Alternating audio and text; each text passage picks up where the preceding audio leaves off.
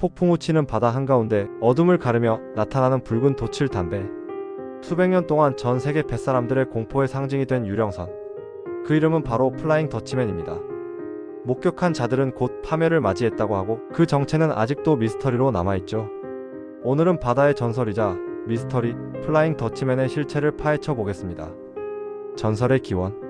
17세기 네덜란드가 바다의 제국이라 불리던 시대, 향신료 무역으로 세계를 지배했고 수많은 배들이 아프리카 희망봉을 돌아 아시아로 향했습니다. 그러나 희망봉은 거친 폭풍과 급격한 기상 변화로 악명 높았죠. 선원들은 언제든 죽음과 마주할 수 있었고 불안과 미신이 뒤섞인 전설이 태어날 토양이었습니다. 전설 속 선장 핸드릭 반 더 데케는 희망봉 근처에서 폭풍을 만났습니다. 선원들은 귀환을 원했으나 선장은 고집을 꺾지 않고 끝까지 나아가리라고 맹세. 신을 모독하며 폭풍 속 항해를 강행하다 결국 배와 선원들은 저주를 받아 세상 끝까지 항해하지만 결코 항구에 도착하지 못하는 운명에 처했다고 전해집니다. 항해를 포기하지 않는 자, 죽음보다 더한 저주를 받는다. 이 이야기는 곧 선원들에게 경고와 공포의 상징이 되었습니다. 18세기 보고들. 영국, 독일, 네덜란드 항해일지 속에 반복 등장. 폭풍 속 붉은 돛배가 나타나 순식간에 사라졌다. 목격자들은 죽음의 전조를 믿고 불안을 기록으로 남겼습니다. 1881년 조지 5세 왕자의 목격. 당시 영국 해군 사관 후보생 신분으로 HMS 바카바테호의 승선. 인도양에서 붉게 빛나는 범선형 유령선을 목격. 기록에는 돛대가 붉은 빛을 내며 수평선 위에 유령처럼 떠 있었다고 남음. 그날 밤 조원 중 한 명이 마스트에서 추락사. 선원들은 이를 플라잉 더치맨이 불러온 불길한 징조라 두려워했습니다. 1939년 남아프리카. 수십 명의 어부와 주민이 해안 근처에서 목격. 배가 해안으로 곧장 향했으나 눈앞에서 증발하듯 사라졌습니다. 1942년 케이프타운 앞바다. 2차 세계대전 중 독일 잠수함과 영국 군함에서 동시에 목격. 허공에 떠있는 듯한 배, 붉은 돛이 선명했다. 전쟁의 혼란 속에서도 양측이 동일하게 보고한 점은 주목할 만합니다. 1680년에서 1939년 기록 총합.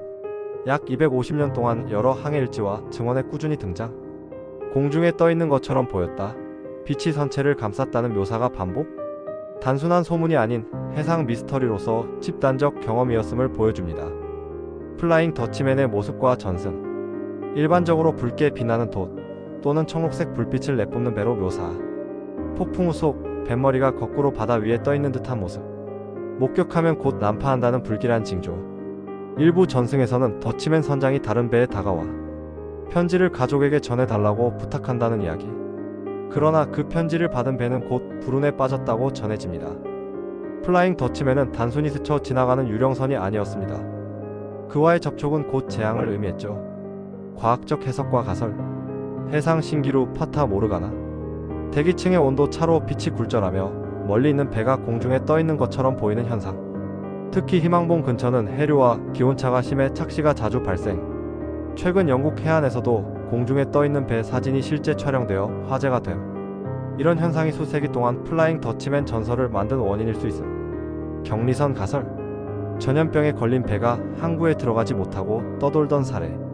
멀리서 본 사람들이 저주받은 배라 여겼을 가능성. 집단심리와 미신. 바다는 늘 죽음과 맞닿아 있던 공간.